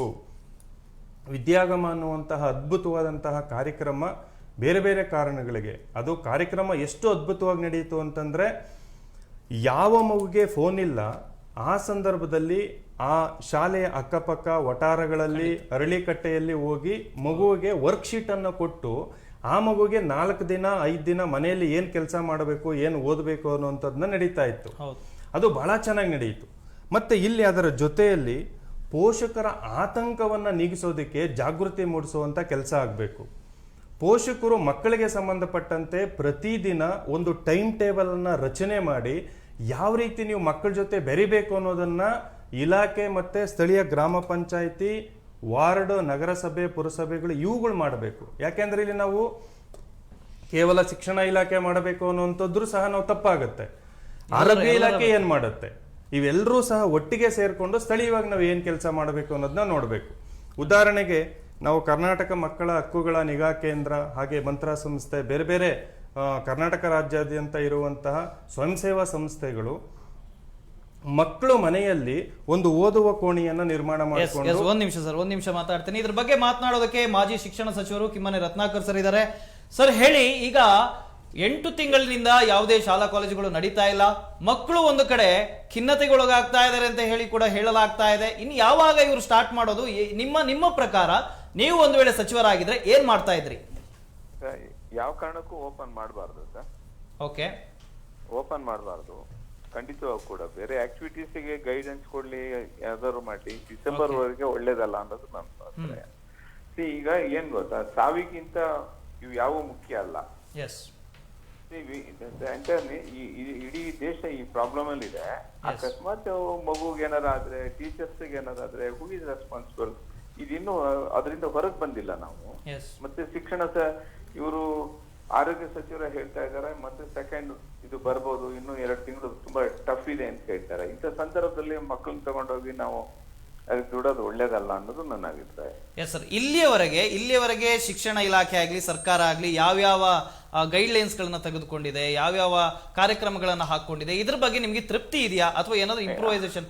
ಇಲ್ಲ ಹೇಳ್ತೇನೆ. ನಾನು ಹೇಳೋದೇನಂದ್ರೆ, ಪೇರೆಂಟ್ಸ್ ಮಕ್ಕಳನ್ನ ಕನ್ಫ್ಯೂಷನ್ ಅಲ್ಲಿ ಇಡೋ ಹಂಗೆ ಮಾಡಬಾರ್ದು. ಇದು ಸಂಪೂರ್ಣ ಇದು ತಹಬದಿಗೆ ಇದಕ್ಕೊಂದು ಸ್ಥಿತಿಗೆ ಬರೋವರೆಗೆ ನಾವು ಓಪನ್ ಮಾಡಲ್ಲ ಅಂತಾನೆ ಹೇಳ್ಬೇಕು. ಮಕ್ಕಳಿಗೆ ಮುಂದಿನ ತಿಂಗಳು 15 ಮಾಡ್ತೀವಿ, 20 ಮಾಡ್ತೀವಿ, ನೆಕ್ಸ್ಟ್ ವೀಕ್ ಇಂದ ಮಾಡ್ತೀವಿ. ಯಾಕೆ ಆಸೋಲೇಷನ್ ಅಲ್ಲಿ ಯಾಕೆ ಇಡ್ಬೇಕು ಅಂತಕ್ಕಂಥದ್ದು, ಈ ಸಮಸ್ಯೆ ಬಗೆಹರಿಬೇಕು ಅನ್ನೋದು ಮೊದಲನೇದು. ಆ ನಂತರ ಇದ್ರ ಬಗ್ಗೆ ಈ ವರ್ಷ ನನ್ಗೆ ಡಿಸೆಂಬರ್ 31 31st ವರೆಗೆ ಇದ್ರ ಯೋಚನೆ ಕೈ ಬಿಡಬೇಕು. ಎಸ್ ಲಾಸ್ಟ್ ವೀಕ್ ಅಲ್ಲಿ ಪರಿಸ್ಥಿತಿ ನೋಡ್ಕೊಂಡು ಮುಂದುವರ್ಸೋದು ಒಳ್ಳೇದು ಅಂತಕ್ಕಂಥದ್ದು ನನ್ನ ಅಭಿಪ್ರಾಯ. ಅದ್ರ ಜೊತೆಗೆ ಕೆಲವೊಂದು ಪ್ರೈವೇಟ್ ಕಾಲೇಜ್ಗಳು ಸ್ಕೂಲ್ಗಳು ಏನಿದ್ದಾವೆ ಅವು ಪೋಷಕರಿಂದ ದುಡ್ಡು ಪಿಕ್ಕೋದಕ್ಕೆ ಶುರು ಮಾಡಿದಾವೆ. ಅವರು ಮಾಡ್ತಾ ಇರುವಂತದ್ದು ಆನ್ಲೈನ್ ಕ್ಲಾಸ್ ಮಾತ್ರ, ಆದ್ರೆ ಇಡೀ ವರ್ಷದ ಅವರ ಫೀಸ್ ಏನಿದೆ ಅದನ್ನ ತೆಗೆದುಕೊಳ್ತಾ ಇದೆ ಅಂತ ಭಾರಿ ಆರೋಪ ಇದೆ. ಇದ್ರ ಬಗ್ಗೆ ಅದು ಸರ್ಕಾರದ ಅದ್ರ ಬಗ್ಗೆ ಸೂಕ್ತ ನಿರ್ಧಾರಗಳನ್ನ ಕ್ರಮಗಳನ್ನ ತಗೊಳ್ಬೇಕು. ಯಾಕೆಂದ್ರೆ ಈಗ ಕೋವಿಡ್ ಇರೋದ್ರಿಂದ they can initiate any proceeding. Yes, ಕಾನೂನಲ್ಲಿ ಅವಕಾಶ ಇದೆ, ನಿಯಮದಲ್ಲಿ ಅವಕಾಶ ಇದೆ, ಖಂಡಿತವಾಗೂ ಕೂಡ ಅದನ್ನ ಸ್ಟ್ರಿಕ್ಟ್ ಆದ ಇದ್ರೊಳಗೆ ರೂಲ್ಸ್ ಅಲ್ಲಿ ಮಾಡ್ಕೊಂಡು ಹೋಗೋದು ಒಳ್ಳೇದು. ಎಸ್, ಧನ್ಯವಾದಗಳು ಸರ್ ನಿಮ್ಮೆಲ್ಲ ಮಾಹಿತಿಗಾಗಿ.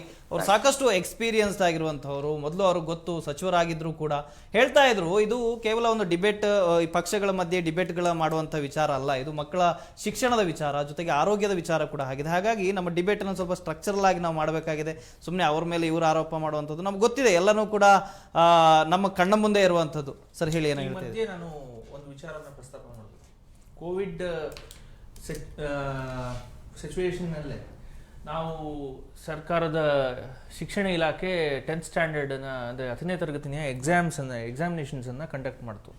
ಆಗ ಸರ್ಕಾರಿ ಶಾಲೆಯ ಶಿಕ್ಷಕರು ಮತ್ತು ಖಾಸಗಿ ಶಾಲೆಯ ಶಿಕ್ಷಕರು, ಆಡಳಿತ ಮಂಡಳಿ ಹಾಗೂ ಪೋಷಕರು ಮತ್ತು ಇನ್ಕ್ಲೂಡಿಂಗ್ ದಟ್ ಚಿಲ್ಡ್ರನ್, ಮಕ್ಕಳು ಎಲ್ಲರ ಕೋಆಪರೇಷನ್ನಿಂದ ಯಾವುದೇ ಒಂದು ಕಹಿ ಘಟನೆ ನಡೆದಿರೆ ಎಕ್ಸಾಮನ್ನು ತುಂಬ ಸಕ್ಸಸ್ಫುಲ್ ಆಗಿ ಕಂಡಕ್ಟ್ ಮಾಡಿರೋ ಉದಾಹರಣೆನೂ ನಮ್ಮ ಮಧ್ಯೆ ಇದೆ. ಸೊ ಅದನ್ನು ಇನ್ಸ್ಪಿರೇಷನ್ ಆಗಿ ತಗೊಂಡು ನಾವೆಲ್ಲರೂ ಒಟ್ಟಾಗಿ ಕೂತು ಫೈಟ್ ಮಾಡೋದೇ ಆದರೆ ವಿ ಕ್ಯಾನ್ ಫೈಟ್. ಹಾಗಂತ ಹೇಳಿ ಈ ಕ್ಷಣಕ್ಕೆ ನಾವು ಸರ್ಕಾರ ಆಗಲಿ ಬಹುತೇಕ ಪೋಷಕರು ಯಾರು ಅವರ ಮಕ್ಕಳನ್ನು ಶಾಲೆಗೆ ಕಳಿಸ್ಕೊಡೋದಕ್ಕೆ ತಯಾರಾಗಿಲ್ಲ.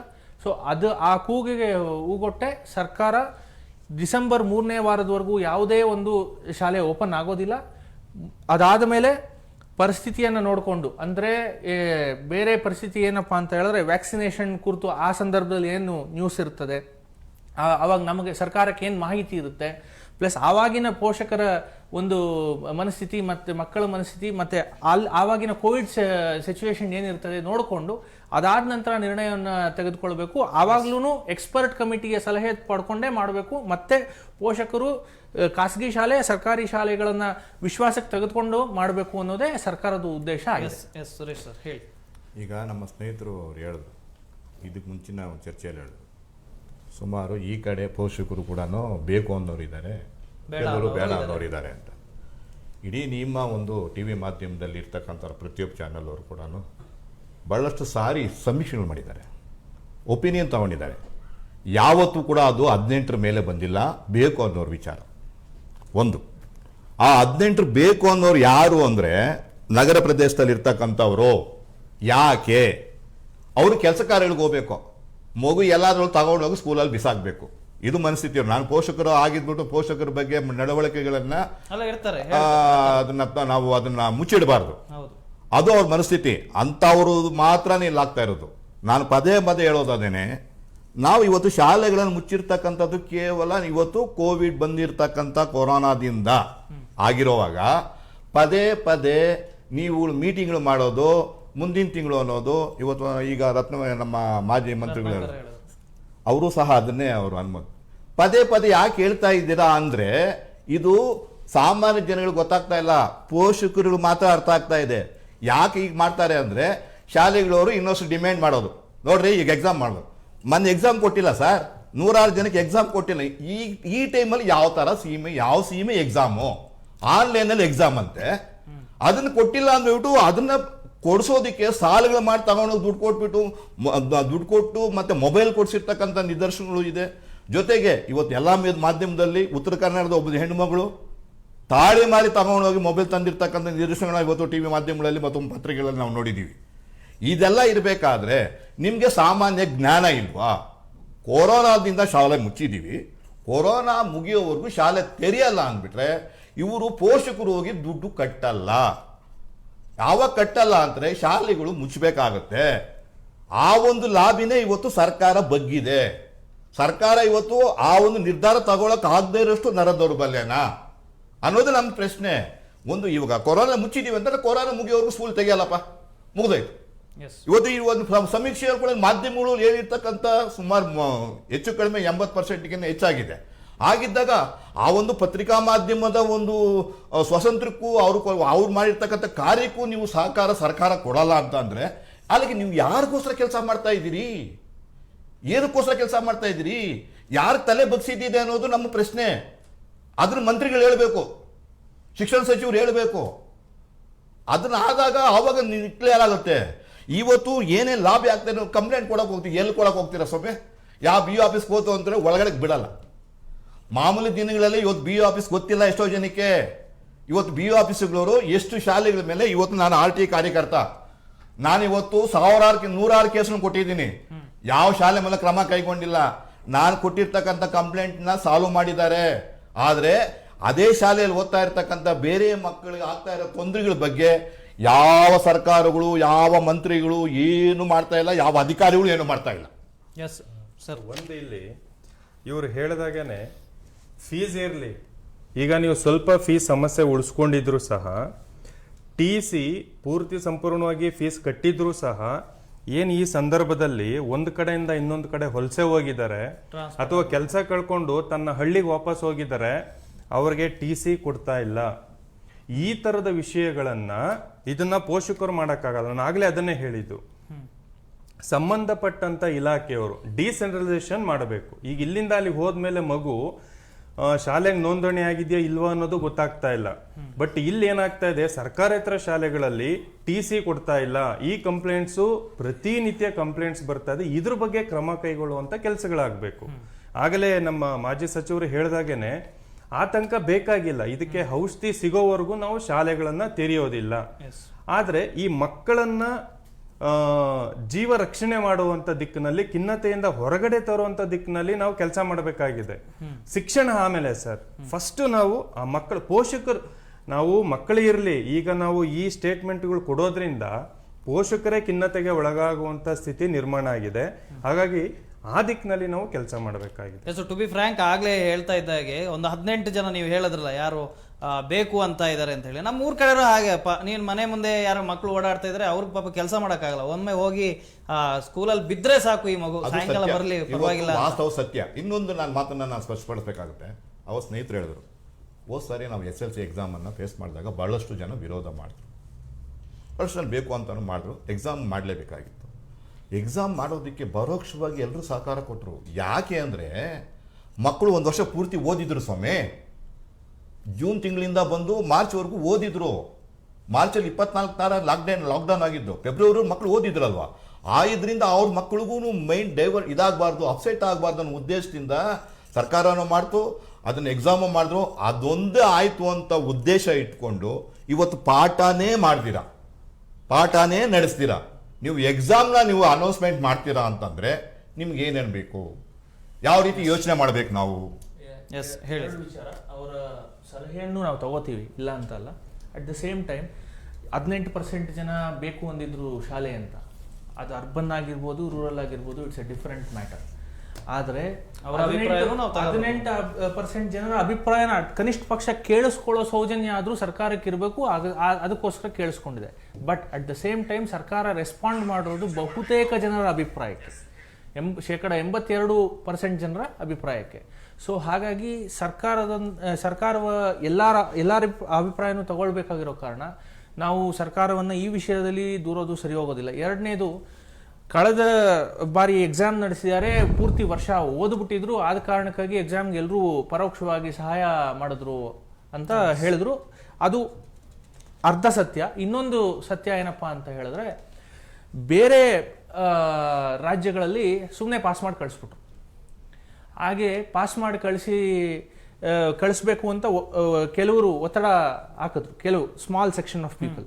ಆದರೆ ಲಾರ್ಜ್ ಸೆಕ್ಷನ್ ಆಫ್ ಪೀಪಲ್, ಆ students, particularly 10th standard students ಏನು ಮಾಡಿದ್ರು, ನಾವು ಇಷ್ಟು ವರ್ಷ ಪೂರ್ತಿ ಓದ್ಬಿಟ್ಟಿದೀವಿ, ನಮ್ಗೆ ದಯವಿಟ್ಟು ನೀವು ಎಕ್ಸಾಮ್ ಮಾಡಿ, ನೀವು ಪೋಸ್ಟ್ಪೋನ್ ಮಾಡ್ತಿದ್ರೆ ನಮಗೆ ಇನ್ನಷ್ಟು ನಮ್ಮ ತಲೆ ಒಳಗಡೆ ಪ್ರೆಷರ್ ಜಾಸ್ತಿ ಆಗುತ್ತೆ ಅನ್ನೋ ಒಂದು ಕಾರಣ, ಪದೇ ಪದೇ ಪ್ರೆಷರ್ ಆಗ್ತಾ ಇದ್ದ ಕಾರಣ ಅವರು ಸರ್ಕಾರನೂ ಎಕ್ಸಾಮ್ ಮಾಡ್ತು. ಸೊ ನಾವು ಬೇರೆ ರಾಜ್ಯದ ತರ ನಾವು ಪಾಸ್ ಮಾಡಿ ಕೈ ತೊಳ್ಕೊಂಡು ಹೋಗಿಲ್ಲ. ಆ ಪ್ರತಿಯೊಬ್ಬ ಮಗುವಿನ ಮನಸ್ಥಿತಿಯನ್ನ ಅರ್ಥ ಮಾಡಿಕೊಂಡು ಸರ್ಕಾರ ಕೆಲಸ ಮಾಡುವಂತ ಪ್ರಯತ್ನ ಮಾಡಿದೆ. ಎಸ್, ನ್ಯೂನ್ಯತೆಗಳು ಇದಾವೆ. ಏಕೆ ಅಂತ ಹೇಳಿದ್ರೆ ಈ ಪ್ಯಾಂಡಮಿಕ್ ಸಿಚುವೇಶನ್ ನಾನು ಆವಾಗಲೇ ಹೇಳ್ದಂಗೆ ದೇಶದಲ್ಲಿ ವಿಶ್ವದಲ್ಲಿ ಹೇಳಿ ಕೇಳಿ ಬಂದಿಲ್ಲ. ವಿಶ್ವದ ಯಾವುದೇ ಅಭಿವೃದ್ಧಿ ಹೊಂದಿರುವಂತ ದೇಶಗಳೇ ಇದಕ್ಕೆ ಪ್ರಿಪೇರ್ ಆಗಿಲ್ಲ. ಸೊ ನಮ್ಮ ದೇಶದಲ್ಲೂ ಅಂತ ನ್ಯೂನ್ಯತೆಗಳು ಇದಾವೆ. But via media, via discussion, exchanging some information we can do it. Yes sir, ನಿಮ್ಮ last final. Precaution is better than cure ಅಂತ ಹೇಳ್ತಾರೆ. ಸರ್ ಹೇಳಿದಾಗೆ ಹೇಳಿ ಕೇಳಿ ಬಂದಿಲ್ಲ ಅಂತ. ಖಂಡಿತವಾಗ್ಲೂ ಚೈನಾದಲ್ಲಿ ಬಂದಾಗ ಇಡೀ ಪ್ರಪಂಚದಲ್ಲಿ ಇದ್ದವರು ಎಲ್ಲರೂ ಜಾಗ್ರತೆ ಮಾಡಿದ್ದಾರೆ. ಅದಕ್ಕೆ ಬೇಕಾದಂಥ ಪ್ರಿಕಾಷನ್ಸ್ ಏನು ಮಾಡ್ಕೋಬೇಕಾಗಿತ್ತು ಆ ಟೈಮಲ್ಲಿ ಮಾಡ್ಕೊಂಡಿಲ್ಲ, 2 ತಿಂಗಳು ಬಿಟ್ಕೊಂಡು ಮಾಡಿಲ್ಲ, 3 ತಿಂಗಳು ಬಿಟ್ಕೊಂಡು ಮಾಡಿಲ್ಲ, 28 ತಿಂಗಳಾದರೂ ಮಾಡ್ಕೊಂಡಿಲ್ಲ. ನಾವು ಕೇಳೋದು ಸರ್ಕಾರದ ಮಧ್ಯೆ ಈ ವಿಷಯದಲ್ಲಿ ಬ್ಲೇಮ್ ನೇಮ್ ಮಾಡಲ್ಲ, ಆರೋಪ ಮಾಡುವಂಥದ್ದಲ್ಲ. ನೀವು ತಿದ್ಕೊಳ್ಳುವಂಥ ವ್ಯವಸ್ಥೆ ಇದ್ದಾಗಲೂ ಯಾಕೆ ತಿದ್ಕೊಳ್ಳಲ್ಲ ಅನ್ನುವಂಥದ್ದು. ನಿಮಗೆ ಅವಕಾಶಗಳಿದ್ದಾವೆ. ನೀವು ವಿದ್ಯಾಗಮವನ್ನು ಯಾಕೆ ಸ್ಟಾಪ್ ಮಾಡಿದ್ರಿ ಅಂತ ಹೇಳಿದ್ರೆ ಕೊರೋನಾ ಇತ್ತು. ಮತ್ತೆ ಸ್ಕೂಲ್ ಓಪನ್ ಮಾಡೋದ್ರ ಬಗ್ಗೆ ಯಾಕೆ ಚರ್ಚಿಸ್ತಾ ಇದ್ದೀರಾ? ಲಾಜಿಕ್ ಎಲ್ಲಿದೆ? ವಿದ್ಯಾಗಮದಲ್ಲಿ ಆ ವಟಾರಕ್ಕೆ ಹೋಗಿ ಅಲ್ಲೇ ಇಷ್ಟಿರುವಂತಹ ಆ ವರ್ಗದ ಮಕ್ಕಳಿಗೆ ವಿದ್ಯೆಯನ್ನ ಕಲಿಸುವಂತ ವ್ಯವಸ್ಥೆಯನ್ನೇ ನಿಲ್ಲಿಸಿದ್ರಿ. ಈಗ ಮತ್ತೆ ಪುನಃ ಸ್ಕೂಲ್ ಓಪನ್ ಮಾಡ್ತೀರಾ ಅಂದ್ರೆ ಏನ್ ಲಾಜಿಕ್ ಇದೆ ಅದರಲ್ಲಿ? ಇಂಥ ವಿಷಯಗಳನ್ನೇ ನೀವು ಇಂಪ್ರೂವೈಸ್ ಮಾಡೋಕ್ಕೆ, ನೀವು ಕನ್ಸ್ಟ್ರಕ್ಟಿವ್ ಆಗಿ ಡಿಬೇಟ್ ಮಾಡೋದಾದ್ರೆ ನೀವು ಇಂಪ್ರೂವೈಸ್ ಮಾಡೋಕ್ಕೆ ತುಂಬಾ ಅವಕಾಶಗಳಿದಾವೆ. ನಿಮಗೆ ಏರಿಯಾ ವೈಸ್ ಈಗ ಹಳ್ಳಿಗಳಲ್ಲಿ ಈಗ ಸಮಸ್ಯೆ ಇರೋದಲ್ಲಿ ಕೊರೋನಾದು ಜಾಸ್ತಿಯಾಗಿ ಪಟ್ಟಣಗಳಲ್ಲಿ, ಸಿಟಿ, ನಮ್ಮ ಬೆಂಗಳೂರಿನಿಂದ ಹಿಡಿದು ದೊಡ್ಡ ದೊಡ್ಡ ಸಿಟಿಗಳಲ್ಲಿ. ನೀವು ಹಳ್ಳಿಗಳಲ್ಲಿ ಹೋದಾಗ ಹಳ್ಳಿಗಳಲ್ಲಿ ಈಗ ಬೇರೆ ಬೇರೆ ಒಂದು ಹಳ್ಳಿಯಿಂದ ಇನ್ನು ಬೇರೆ ಬೇರೆ ಹಳ್ಳಿಗೆ ಹೋಗ್ತಿದ್ದಂಥ ವಿದ್ಯಾರ್ಥಿಗಳು ಅದೇ ಹಳ್ಳಿಯ ಅದೇ ಸ್ಕೂಲಲ್ಲಿ ಓದಿಸುವ ವ್ಯವಸ್ಥೆಯನ್ನು ಮಾಡಿದ್ರೆ ಅಲ್ಲಿ ಕ್ವಾಲಿಟಿಯೂ ಜಾಸ್ತಿ ಆಗತ್ತೆ, ಸಮಸ್ಯೆಗಳು ಕಡಿಮೆ ಆಗತ್ತೆ, ಮಕ್ಕಳಿಗೆ ಸಿಗ್ಬೇಕಾದಂಥ ಬೇಸಿಕ್ ಎಜುಕೇಶನ್ಸ್ ಶಿಕ್ಷಣ ಸಿಗತ್ತೆ ನಿಮ್ಗೆ. ಅದಕ್ಕೆ ಈಗ ಯಾವುದೋ ಒಂದು ಖಾಸಗಿ ಚಾನಲ್ ಅವರು ಒಂದು ಟ್ಯಾಬ್ ಕೊಡುವ ಕಾರ್ಯಕ್ರಮವನ್ನು ಮಾಡ್ತಾ ಇದ್ದಾರೆ. ಸರ್ಕಾರ ಯಾಕೆ ಮಾಡಲಿಲ್ಲ? ಬಡ ಮಕ್ಕಳಿಗೆ ಕೊಡಬೇಕು ಅಂತ ಮಾಡ್ಬೋದಿತ್ತಲ್ವಾ? ಒಂದು ಖಾಸಗಿ ಚಾನಲ್ ಅವರು ಮಾಡ್ತಾರೆ ಅಂತ ಹೇಳಿದ್ರೆ ನಿಮ್ಮ ಸರ್ಕಾರಕ್ಕೆ ಬದ್ಧತೆ ಇರಲಿಲ್ವಾ? ಒಂದು ಬಡ ಮಕ್ಕಳಿಗಿದ್ದಾರೆ, ಆ ಟ್ಯಾಬಿನಲ್ಲಿ ಇರುವಂಥ ವ್ಯವಸ್ಥೆ, ಇಂಟರ್ನೆಟ್ ಇಲ್ಲ ಅಂದ್ರೂ ಮಾಡುವಂಥ ಕ್ಲಾಸಿನ ಆ ವ್ಯವಸ್ಥೆ ಮಕ್ಕಳಿಗೆ ತಲುಪಬೇಕು ಅನ್ನುವಂಥ ವ್ಯವಸ್ಥೆ ಇದ್ರೆ ಸರ್ಕಾರಕ್ಕೆ ಆ ಬದ್ಧತೆ ಯಾಕಿಲ್ಲ? ಆನ್ಲೈನ್ ಮಾಡ್ಕೊಂಡು ನೀವು ಶುಲ್ಕವನ್ನು ಮಾತ್ರ ವ್ಯವಸ್ಥೆ ಮಾಡಿದಾಗ ನಮಗೆ ಗೊತ್ತಿಲ್ಲ, ನಮಗೆ ಕಂಪ್ಲೇಂಟ್ ಬಂದಾಗ ನೋಡ್ತೀವಿ ಅನ್ನುವಂಥ, ನಾನು ಹೊಡೆದಂಗೆ ಮಾಡು ನೀ ಹತ್ತಂಗೆ ಮಾಡು ಅನ್ನುವಂಥ ವ್ಯವಸ್ಥೆ ಸರಿಯಲ್ಲ. ಮಾನ್ಯ ಸುರೇಶ್ ಕುಮಾರ್ ಅವರು ಚೆನ್ನಾಗಿ ಮಾಡಿದ್ದಾರೆ, ಇಲ್ಲ ಅಂತ ಹೇಳಲ್ಲ. ಬಟ್ ಅವ್ರಿಗೆ ಚೆನ್ನಾಗಿ ಗೊತ್ತಿದೆ ಖಾಸಗಿ ಶಾಲೆಯವರು ಏನ್ ಮಾಡ್ತಾ ಇದ್ದಾರೆ ಅನ್ನೋದು ಚೆನ್ನಾಗಿ ಗೊತ್ತಿದೆ. ಆದ್ರೆ ಕಣ್ಣು ಮುಚ್ಕೊಂಡು ಬೆಕ್ಕು ಕಣ್ಣು ಮುಚ್ಕೊಂಡು ಹಾಲು ಕುಡಿದ ರೀತಿಯಲ್ಲಿ ವರ್ತಿಸಬಾರ್ದು. ಅಂತ ವ್ಯವಸ್ಥೆನ ಈಗ ಇದೇ ವ್ಯವಸ್ಥೆ ನೀವು ಮುಂದುವರಿಸೋದೇ ಆದ್ರೆ ಸರ್ಕಾರದ ಮುಖಾಂತರನೇ, ಯಾರಿಗೆ ಒಂದು ಟ್ಯಾಬ್ ವ್ಯವಸ್ಥೆ ಇಲ್ಲ ಬಡ ಮಕ್ಕಳಿಗೆ, ಅಲ್ಲಿ ನೆಟ್ ಇಲ್ಲ ಅಂದ್ರೂ ಅದು ನಡೆಯುವ ವ್ಯವಸ್ಥೆ ಇರಬೇಕು. ಆ ವ್ಯವಸ್ಥೆಗಳನ್ನು ಸರ್ಕಾರ ಮಾಡಿಕೊಡಬೇಕು. ಎಸ್ ವೆಂಕಟೇಶ್ ಸರ್, ಕೊನೆಯ ರಿಮಾರ್ಕ್ಸ್. ಇಲ್ಲ, ನನಗೆ ಖಂಡಿತ ಇಲ್ಲಿ ಅತಿ ಹೆಚ್ಚು ಕೆಲಸ ಇರುವಂಥದ್ದು ಪೋಷಕರಿಗೆ. ಈಗ ಪೋಷಕರು ತನ್ನ ಮಗುವಿನ ಜೊತೆ ಎಷ್ಟು ಸಮಯವನ್ನ ಕಳೀತಾರೋ, ಯಾಕೆಂದ್ರೆ ಈ ಎಲ್ಲ ವಿಷಯಗಳು ಮಗುವಿಗೆ ಮುಟ್ಟದೇ ರೀತಿ ನೋಡ್ಕೊಳ್ಳುವಂತ ಜವಾಬ್ದಾರಿ ನಮ್ಮದು. ಮಾನಸಿಕವಾಗಿ ಮಕ್ಕಳು 100%. ಯಾಕೆಂದ್ರೆ ಆ ಮಗು ಆತಂಕದಲ್ಲೇ ದಿನ ಕಳೆಯುವ ರೀತಿ ಆಗ್ಬಾರ್ದು. ಹಾಗಾಗಿ ಈಗ ನಾವು ಆನೇಕಲ್ಲಲ್ಲಿ ಸುಮಾರು ಇಡೀ ತಾಲೂಕಲ್ಲಿ ನಾವು ಕೆಲಸವನ್ನ ಮಾಡ್ತಾ ಇದ್ದೀರಿ.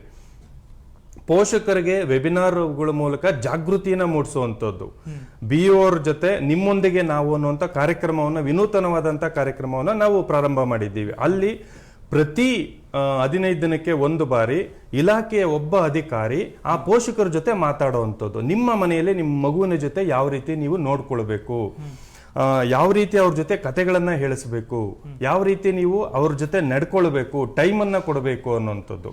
ಹಾಗಾಗಿ ಪೋಷಕರು ಈ ಕೆಲಸವನ್ನ ಮಾಡ್ತಾ ಇದ್ರೆ ಇದೇ ಸಂದರ್ಭದಲ್ಲಿ ಇಲಾಖೆಯ ಅಧಿಕಾರಿಗಳು ಸಹ ಜಾಗೃತಿ ಮೂಡಿಸುವಂಥದ್ದು, TC ಇರ್ಬೋದು, ಡೊನೇಷನ್ ಇರ್ಬೋದು, ಫೀಸ್ ಇರ್ಬೋದು, ಇವೆಲ್ಲವನ್ನು ನಿರ್ದಾಕ್ಷಿಣ್ಯವಾಗಿ ಸರ್ಕಾರ ಆಗಿರ್ಬೋದು, ಮಾನ್ಯ ಸಚಿವರಾಗಿರ್ಬೋದು ಇದಕ್ಕೆ ಸುತ್ತೋಲೆಗಳನ್ನ ಹೊರಡಿಸಿ, ಯಾವುದೇ ರೀತಿಯ ನೀವೇನಾದ್ರೂ ಫೀಸ್ಗೆ ಡಿಮ್ಯಾಂಡ್ ಮಾಡಿದ್ರೆ, TC ಕೊಡಲ್ಲ ಅಂತಂದ್ರೆ ನಿಮ್ಮ ಶಾಲೆಯ ಪರ್ಮಿಷನ್ ಅನ್ನ ಕ್ಯಾನ್ಸಲ್ ಮಾಡ್ತೀವಿ ಅಂತ ನೋಟಿಸ್ ಜಾರಿ ಮಾಡಬೇಕು.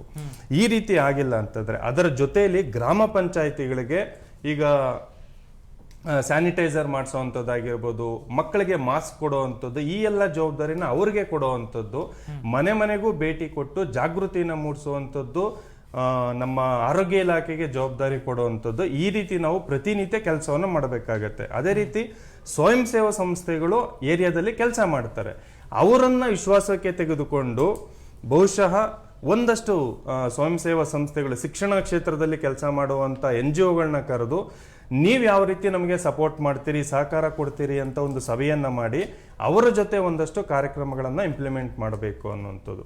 ಒಟ್ಟಾರೆಯಾಗಿ ನನ್ನ ವೈಯಕ್ತಿಕವಾಗಿ ನನ್ನ ಮನೆಯಲ್ಲೂ ಮಗು ಇದೆ, ನಾನು ನಾಳೆಯಿಂದ ಪ್ರಾರಂಭ ಆಗುತ್ತೆ ಶಾಲೆ ಅಂತಂದ್ರೆ ನಾನು ಯಾವುದೇ ಕಾರಣಕ್ಕೂ ನನ್ನ ಮಗುವನ್ನ ಶಾಲೆಗೆ ಕಳಿಸೋದಿಲ್ಲ. ಹಾಗಾಗಿ ಯಾರ್ಯಾರು ಯಾವ ಜವಾಬ್ದಾರಿಗಳನ್ನ ಮಾಡಬೇಕು ಅದನ್ನ ಹಂತ ಹಂತವಾಗಿ ಹೇಗೆ ನಿರ್ವಹಣೆ ಮಾಡಬೇಕು, ನಿಭಾಯಿಸಬೇಕು ಅನ್ನೋದನ್ನ ನಾವಿಲ್ಲಿ ಒಂದು ಪ್ಲಾನ್ ಅನ್ನ ಮಾಡಬೇಕಾಗಿದೆ. ಆ ಪ್ಲಾನ್ ಮುಖಾಂತರ ನಾವು ಪ್ರತಿಯೊಬ್ಬರು ಹೊಣೆಗಾರಿಕೆಯನ್ನ ತೆಗೆದುಕೊಂಡು ಒಂದು ಟ್ರಾನ್ಸ್ಪರೆನ್ಸಿ ಮುಖಾಂತರ ನಾವು ಮಕ್ಕಳನ್ನ ತಲುಪಬೇಕಾಗಿದೆ. ಹಾಗಾಗಿ ಮತ್ತೆ ಮತ್ತೆ ನಾವು ಡೇಟಾನ ಅನೌನ್ಸ್ ಮಾಡಿ ನಾವು ಪೋಷಕರು ಮತ್ತೆ ಮಕ್ಕಳಿಗೆ ಆತಂಕದಲ್ಲಿ ಇಡುವಂಥದ್ದು ಬೇಡ ಅನ್ನುವಂಥದ್ದು ನಮ್ಮ ಅಭಿಪ್ರಾಯ. Yes sir. ಸುರೇಶ್ ಸರ್, ನಿಮ್ದೊಂದು ಕೊನೆಯದಾಗಿ ಹೇಳೋದು ಇಷ್ಟೇ ಸರ್, ನಾವು ಯಾವ ಕಾರಣಕ್ಕಾಗಿ ಇವತ್ತು ಶಾಲೆಗಳನ್ನು ಈ ಸ್ಥಿತಿಯಲ್ಲಿ ನಾವಿದ್ದೀವಿ, ಆ ಕಾರಣ, ಆ ಸಮಸ್ಯೆ ಸಂಪೂರ್ಣವಾಗಿ ಪರಿಹಾರ ಆಗೋವರೆಗೂ ಏನು ಒಂದು ಲಸಿಕೆ ಬರುತ್ತೆ ಅಂತ ಹೇಳ್ತಿದ್ದೀವಿ, ಖಂಡಿತವಾಗಿ ಬರಲಿ. ನಾವು ಕೂಡ ಅದನ್ನೇ ಆಶಿಸ್ತಾ ಇದ್ದೀವಿ. ಎಲ್ರಿಗೂ ಒಳ್ಳೇದಾಗಬೇಕು ಅಂದರೆ ಲಸಿಕೆ ಬರಲೇಬೇಕು. ಅಲ್ಲಿವರೆಗೂ ದಯವಿಟ್ಟು ಸರ್ಕಾರಕ್ಕೆ ಕೈ ಮುಗಿದು ಕೇಳ್ಕೊತೀನಿ, ಈ ಶಿಕ್ಷಣದ ಬಗ್ಗೆ ಸ್ಕೂಲ್ ಓಪನ್ ಮಾಡ್ತೀವಿ, ಅದು ಮಾಡ್ತೀವಿ, ಇದು ಮಾಡ್ತೀವಿ ಅನ್ನೋ ಚರ್ಚೆನೇ ಮೊದಲು, ಮೀಟಿಂಗ್ ಮಾಡೋದನ್ನು ಮೊದಲು ಸ್ಟಾಪ್ ಮಾಡಿ. ನೀವು ಸ್ಟಾಪ್ ಮಾಡಿಬಿಟ್ರೆ ಕೊರೋನಾ